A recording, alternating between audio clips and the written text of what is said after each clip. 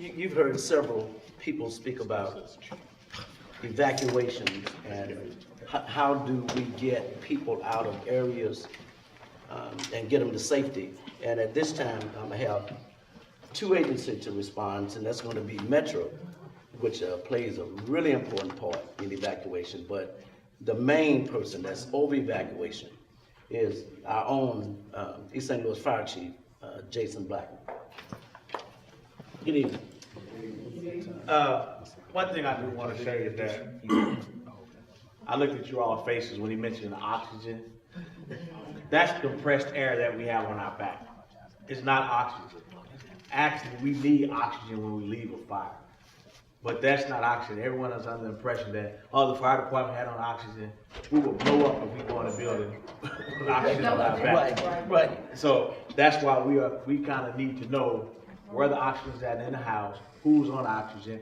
We work well with our dispatchers to kind of let us know, especially in the high-rise buildings, who's on oxygen, who's on dialysis, and things of that nature. But that's not oxygen on our backs, it's compressed air. So I guess you guys can take that back to know now that that's not what we do. I just like to say, you know, a lot of things I tend to look at us as a do-it-all department. In a disaster, we got to put out the fire. In a disaster, we got to do search and rescue. And in a disaster, we got to get the boat out. And in a disaster, we become like MacGyver. I don't know if you guys are familiar with that series, MacGyver together. But we kind of do it all. We work with every department. As far as the regulatory affairs, we have to go out. I got to assess the department to see what's the need of the community, what's the need before I get back with Mr. Benson. As far as the fire department is concerned, all hands are on deck. We have to deal with hazardous materials.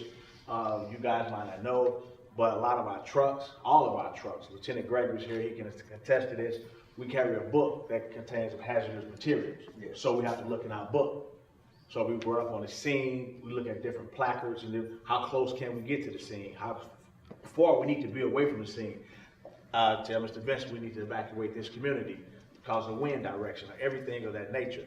So, like I said, we just to do it all department. We go from the fire, we search and rescue, we do hazardous materials. We put ourselves in a lot of dangerous situations for you all. A lot of people, we get a bad, oh, it took all day to get there. That's because it's an emergency. And you're gonna feel that way. But if you check the books, we're coming. Because that's what we do. I know a lot of people, you sit around in the engine house, but I look at the fire department as insurance. Have a car accident and don't have any insurance. Right? Have a fire and don't have a fire department. Have a disaster and don't have a fire department. Because we're coming. And that's what we took an oath to do. I've been here 18 years and I've seen a lot of things, but it's been good to work with these agencies. The Red Cross, guys have a fire. They'll call me the next morning, Chief Blackman, the X, Y, and Z have a fire at this location. We correspond with each other and we get it done. They even come out with canteen for us at times. Right. We've been out there 2 or 3 hours, we can call the Red Cross. We like to have some food sometimes. They bring us cookies and water and juice, but they're there on the scene. They come help us out. So, but pretty much as the fire department is concerned, dealing with a rescue, we're going to be there around the clock. So that's pretty much what we do as a fire department in a disaster. So if there are any other questions, and I know one question is going to come up. We do not have any smoke detectors right now. The state suspended the program, the free smoke detector program. So some of the detectors that the community has gotten in the past has been due to the council people. They've donated money where I went out and bought them, or we bought them out of our own pocket for right now. But when the program starts back again, we will have them, and we do come out, we will install them, and we will come out and check them to see if they work. I have Lieutenant Gregory, he'll go out there and check them and make sure that they work. So that's it for And of course, in order to move people that have been evacuated, especially to massacre shelters, we depend on Metro and their buses. So if you will, Marty, just give us a little insight on how Metro connects with us to help us in times of evacuation. Good evening, everyone. Good evening. I'm Martin with the Director of Metro Link Operations. I'm not actually affiliated with Metro Bus anymore. But what happens is on the bus side, from the police department to the fire department, they'll send a request into our dispatch center asking for buses. and ask for buses. Generally, we send the buses to whatever location the police department, the fire department, or Anthony would request from us. All right. Are there any Excellent. questions for me? Excellent. It's fairly simple. We get a request and we send the buses out. Plays a very important role. So, ladies and gentlemen, as you can see, a lot of this is behind the scenes, but we spend a lot of energy talking with each other. And the key is to be prepared. You'll see us, we're gonna start doing exercises so we can test our capabilities. That's gonna be coming up soon. Another department that plays, a huge role, especially in public health, is our Eastside Health District. And we're gonna have Myla to just give us an insight on how Eastside Health District actually hooks with the emergency response of the city of East St. Louis. Good evening, everyone. I will say Metro is a great partner. It's not a government agency, but we've worked both locally, the Cahokia Airport, they've participated in exercises, and they also participate in the STARS group, which is a bi-state group that works in exercises together and brings both sides of the river together. So they've been a great partner to everybody in that realm.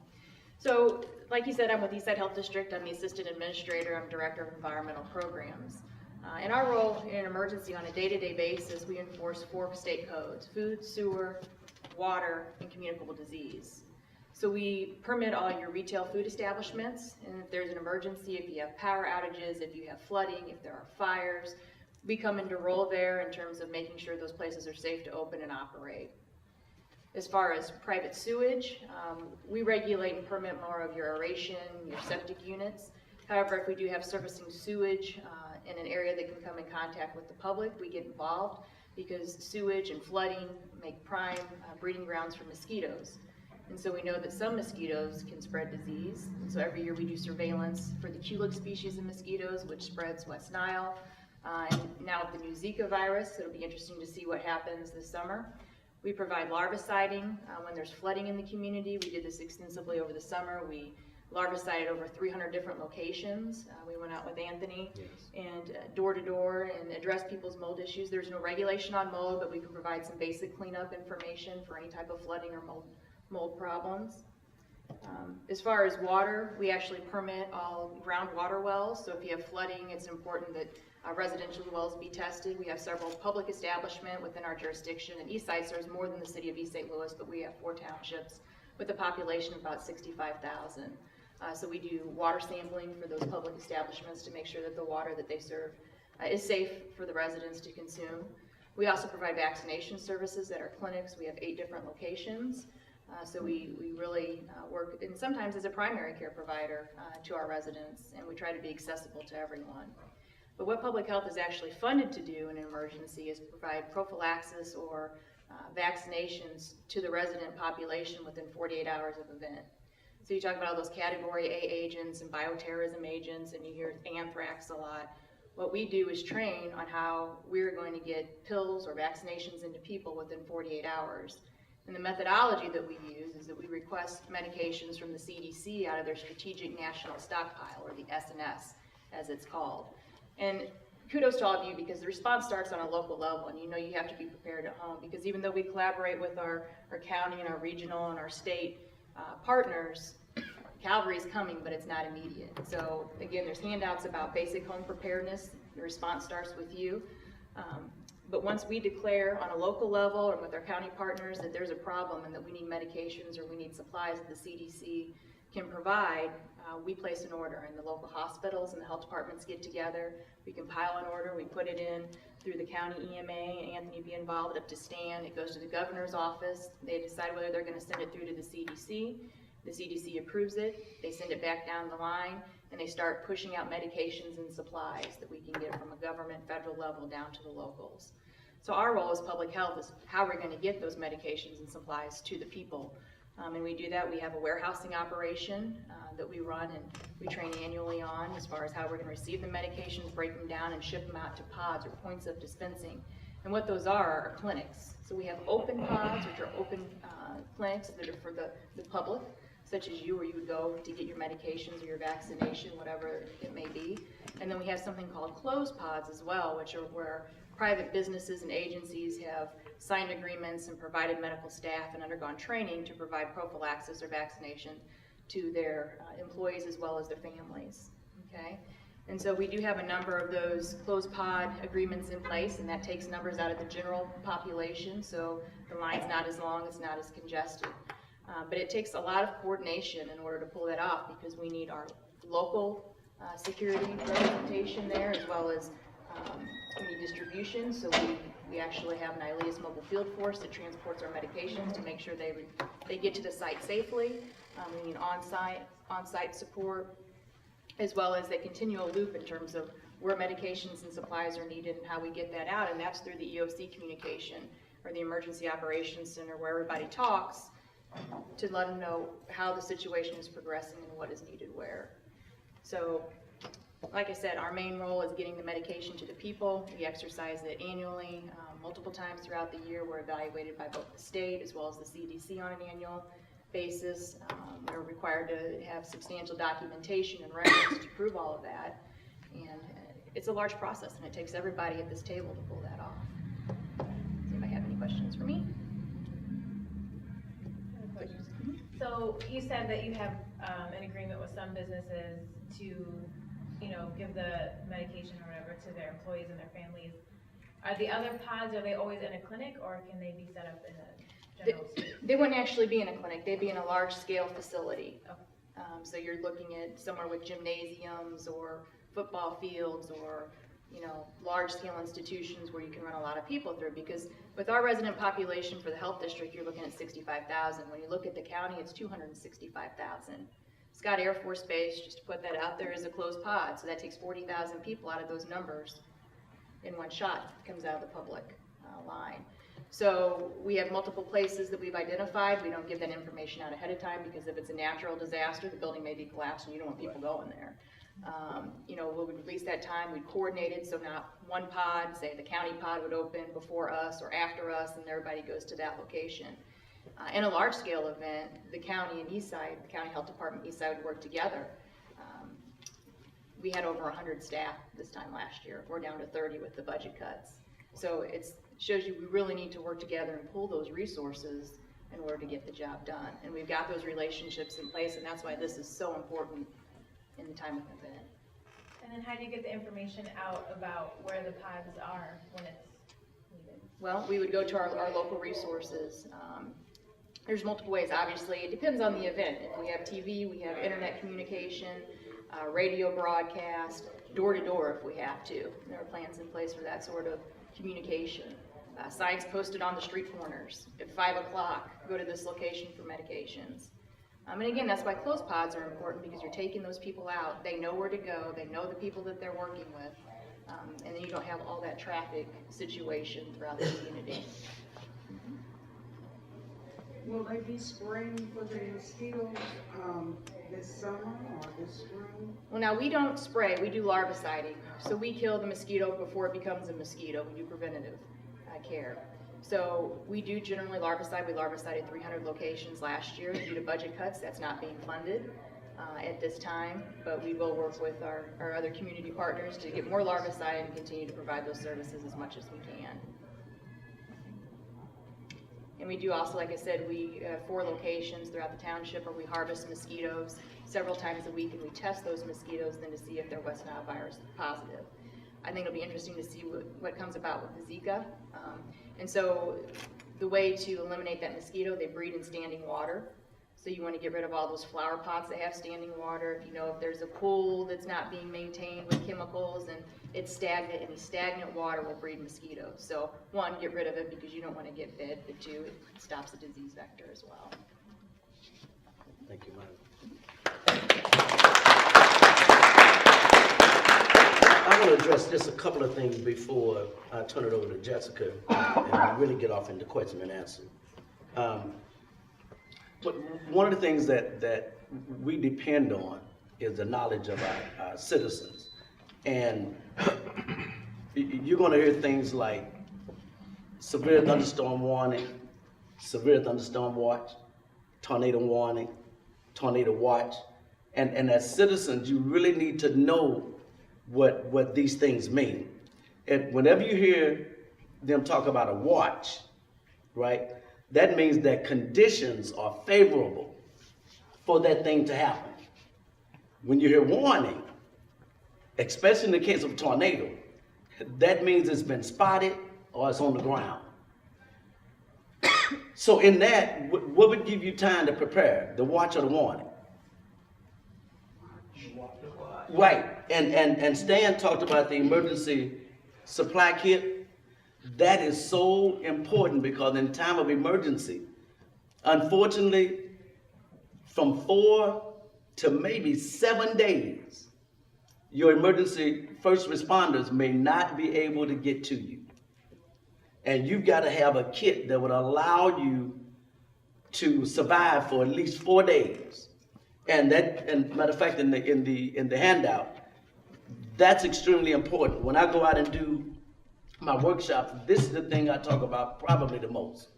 I talk about the watch and warnings, but this emergency supply kit is critical to your survival. And they said, but why can't you get there? Well, if a tornado comes through, you're surely to find that every major road that you need to use to get to the place you need to get to has a huge tree across it. And Public Works had to come out and they have to clear the roads for us to get to you. So if you have an emergency response or supply kit, then you can be in your home, sheltered in place, until we are free to get to you. So that's extremely, extremely important for the citizens to realize, because we might not get to you quick. Jessica. Well, at this time, we just wanted to open it up for any general questions, if any of you had any. And then Mr. Benson can kind of field it to whoever it needs to be. But are there any questions based off what we heard, or anything, that we were hoping to hear that we didn't hear?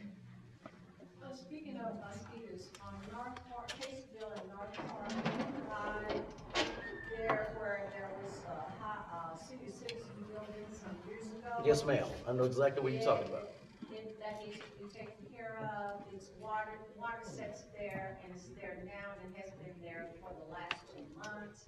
And when the rain comes, it's gonna get even worse. Okay. And the people down on that end of North Park Drive are just, the mosquitoes, just practically eat them up.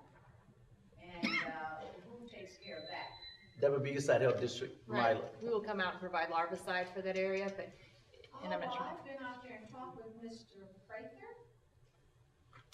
he's not with the health department.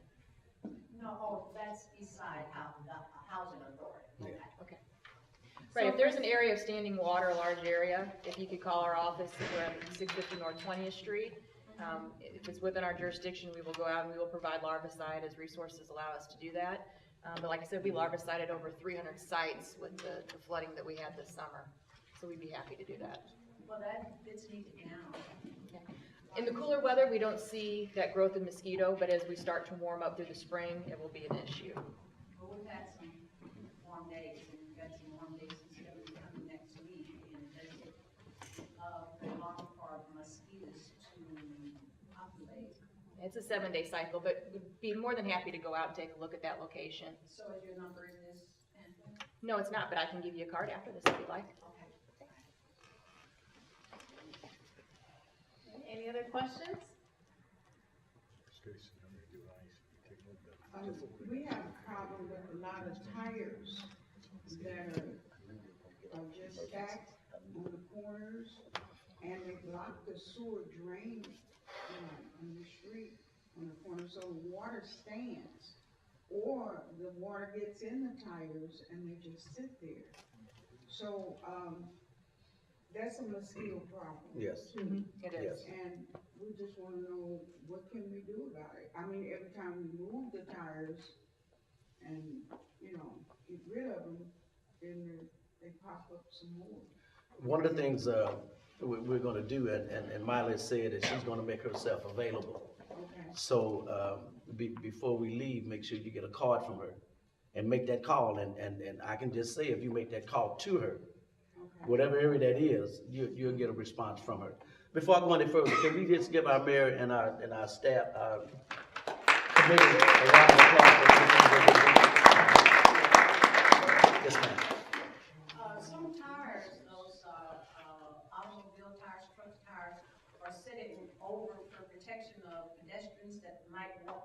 sidewalk where whatever you call those things, they go with the sewer. The manhole company. Oh, they're not there anymore, and they haven't been there for a while. What do you plan to do about that? Well, we don't have, I'm gonna let the mayor kind of address that. That has been a problem, and the reason it's been a problem is, they actually get those manhole covers, and they take them and they sell them for scrap. And I'm gonna let her talk a little bit about that. I wish, Public Works was here. But that's an issue that we've been talking about ongoing, in ways to sort of look at that. Well, I know that the manhole covers that was in the middle of the street in the Lansdowne area, they did both those down, Yes, ma'am. okay? But something needs to be done about those that are on the walkways of the streets. They're very dangerous. And they also hold water when it rains. And so on every corner, you just have a big tarp that's waiting for the mosquitoes to get in there. And I guess what cause you to go to every corner and put the water in them. And believe me, that's on our minds. The problem is when the tires hold the water, because that's where the mosquitoes breed. So there can be holes put in the tires, I mean, if they're there for a functional purpose, but generally we like the tires to be taken away.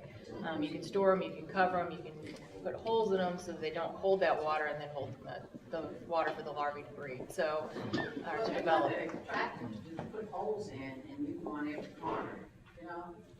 We really need something done about, the manhole covers. That needs to be taken care of. Our kids can't ride their bicycles, on the sidewalks. They gotta get off and go around. You know, and I just ride around and look, and the things that's going on here in East St. Louis is not being taken care of. It's not being addressed. The mayor says she'll address that now. Good evening, everyone. First of all, I just want to thank everyone for coming out this evening. I especially want to thank our panelists for being here. Let's give them a round of applause. And definitely what Ms. Edwards is talking about as far as our man covers is definitely a concern of ours. We have had, we've been replacing the man covers as they are being stolen. And Mr. Benson addressed that earlier about them being sold at these different shops for money. So we're dealing with, first of all, addressing them being stolen. Right. And secondly, we now have a new interim director of Public Works over at Public Works who is working and looking at every section. What are the issues? What's going on, especially as it relates to those safety issues. Yeah. So just know that we are going to deal with that. We are dealing with that. We are addressing that. We're looking at every area, and we do realize that it isn't a safety issue. We're going to get to it as fast as we possibly can, as fast as we possibly can. But we've got to deal with the issue of our man covers being stolen, because it's definitely causing some safety issues for not only our children, but for our male men and our regular citizens who have to just walk and use those areas. So my question is, you mean to tell me that they can take one of the manhole covers and someone will buy them here in the city, knowing that they're stolen? Right. I mean, they would be the ones to help us to cut that kind of crime down by calling in and reporting the person that bring it in. Absolutely, and we're addressing that as well. It's just. Ms. Mayor, the scrap people, don't they have some recourse if they're buying the scrap that they know their manhole covers and? Right. Absolutely, there is recourse for them. If they get caught doing that, they will be held accountable. The thing is that they have to be caught. So we're working on that. The scrap buyers haven't been caught? Not in all cases. Some have. Some have. Some have.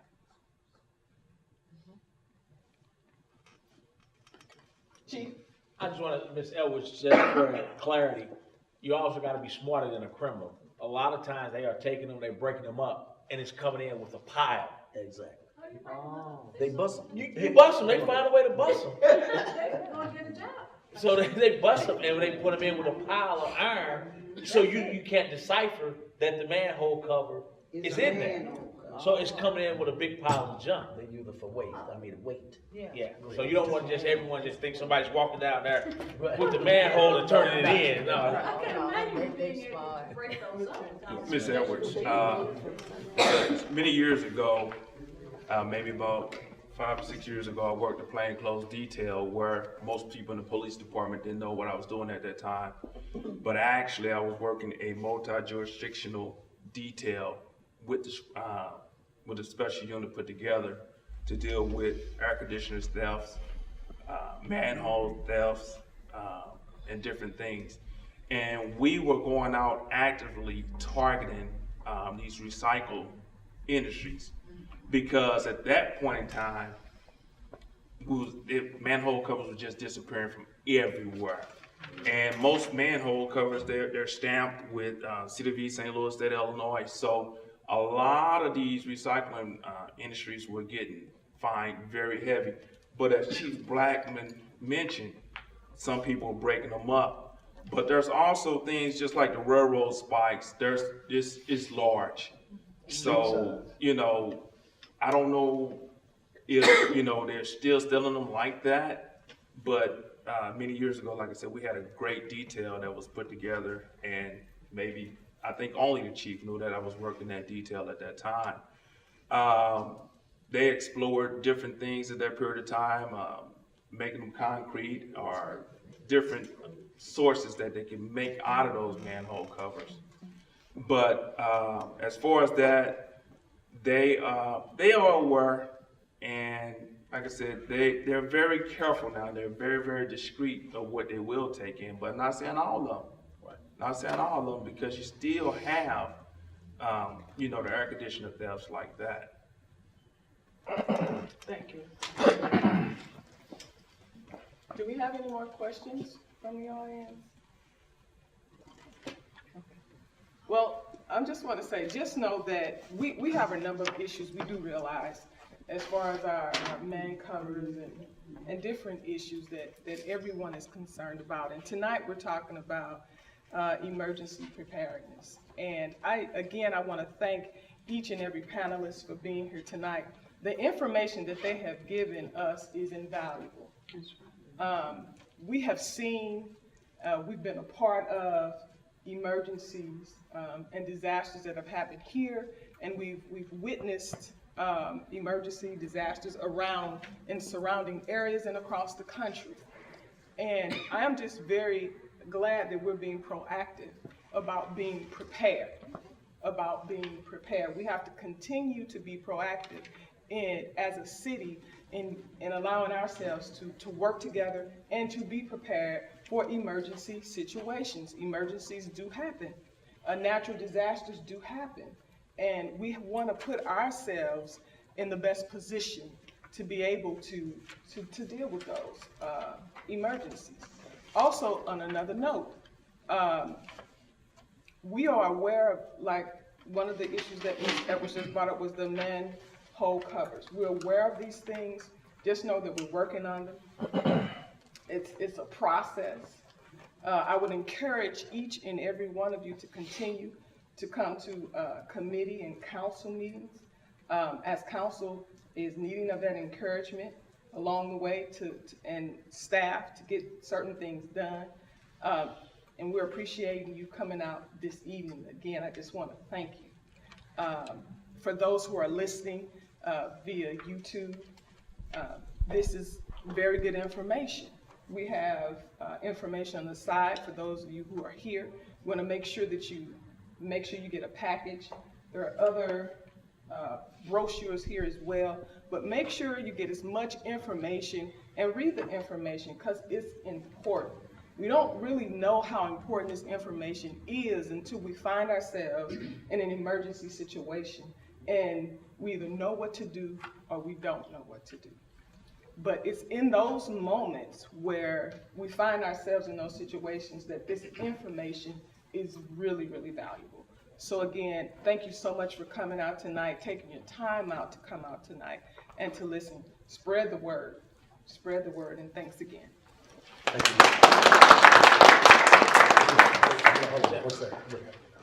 forgot one thing, especially for our seniors, we didn't talk about this, but in case of a fire, and the fire department, can contest to this, have a meeting place.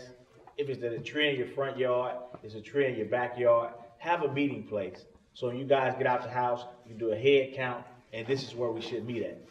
A lot of times people are down the street, you got somebody around the corner, and we're in the house still searching for the people. Have you a meeting point, have a meeting place. So if it's 4 people need to be in the house, there's 4 people at the tree, we do our job a little more diligent as opposed to searching the house trying to rescue someone in there. That's not in there. But just make sure you have a meeting point. I tell a lot of kids when I go to the school, that old tree in the front yard, that's where you go.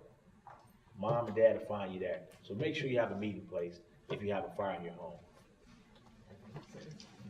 So, Mr. Vincent, did you have any final words before I give some announcements? Just real briefly, I encourage you to inquire to your emergency management department in the city. We have what we call an emergency operation plan. This has 13, 14 different annexes, and it identifies what to do in emergency situations. And each of these panelists have one of these annexes that shows them, and what we do is I meet with them and we talk about, for instance, what the Eastside Health District does, how they can do it. We come to an agreement and we do what we call an MOU, a memorandum of understanding, so that when the disaster hits, we open up this, we'll call it a Bible distant, but this is the Emergency Management Bible.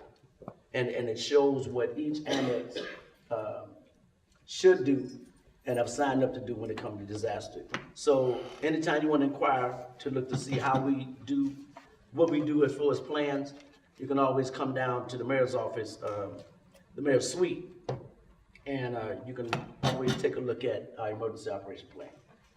Thank you so much. Thank you. So can we give Mr. Vincent a round of applause? He's put together a great team and a great presentation to all of us to make sure that we're ready and that we know what we need to know. He's really passionate about making sure that, that the community is aware so that they're ready. So, and he's provided a couple of radios to give away tonight also. We have internet and cable, but guess what happens when storms come, right? So we need a way to make sure that you can hear what's going on, so you can get messages like where the center is, where you can get help, things like that. So we have a couple radios for the first 2 people who asked a question tonight. So I believe you're the second one to ask a question, right?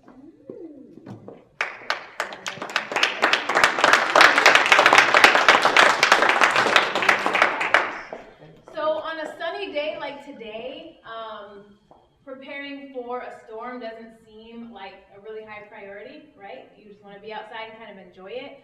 So we really do appreciate you all for taking this seriously and for knowing that this is information that you need.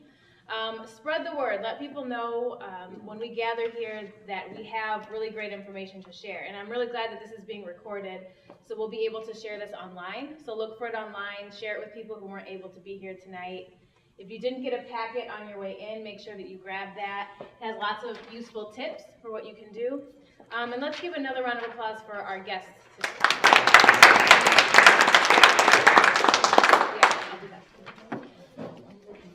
So a couple of really quick announcements, some other events that are coming up. On May 8th at 3 o'clock, we have the Mother of the Year Awards at the Rotunda, where we'll be honoring mothers. And also at our last town hall meeting, we talked a lot about the Tudor Picket Connector, and some people were interested in information on that. So we did talk to IDOT. Once they start having public meetings, we will get that information out to you through our email. We can also post that information at City Hall and around different places. So make sure that we have your information so that we can keep updating you. People who said they were interested in being on the committee, we did call them, reach out to them, and so they're on the committee, so they are part of the committee meetings. But as soon as they have the public meetings, we'll make sure that you all know, all right? So if you have any more questions about that, you can grab me after the meeting so I can make sure that we connect. So the fire department has, provided us with some fire extinguishers, some fire aid cans, so on your way out, so first let's thank them for that. So they wanna make sure that we're ready too, so these are really helpful to put in your kitchen, by your stove, you know, in case things happen in the kitchen. Yeah. I got one question about that, cause, okay, when they go out, do you all come back and those are the disposable ones? Those are Can they be disposable. refilled? Not that. Oh, Even though- okay, because I have the regular one. So That do one that all- you have, that can't be refilled, that's a mom and pop. Once that's empty, you gotta go buy a new one. But if you buy the commercial fire extinguisher, a company will come back out Oh, okay, and service that, but okay, the extinguishers here are the extinguishers that they come back out in the field. oh, okay. The one you got at home, once you spray it on the french fries, it's gone. It ain't no french fries up there. But it'll make sure that Spoken, it baby, doesn't, spoken. it'll make sure it doesn't turn into something bigger, right? So on your way out, we have just about enough for all the residents that are here. So we have about 10, so on your way out, be sure to grab one. And we thank you all for coming tonight, and be on the lookout for our next town hall meeting. All right, thank you.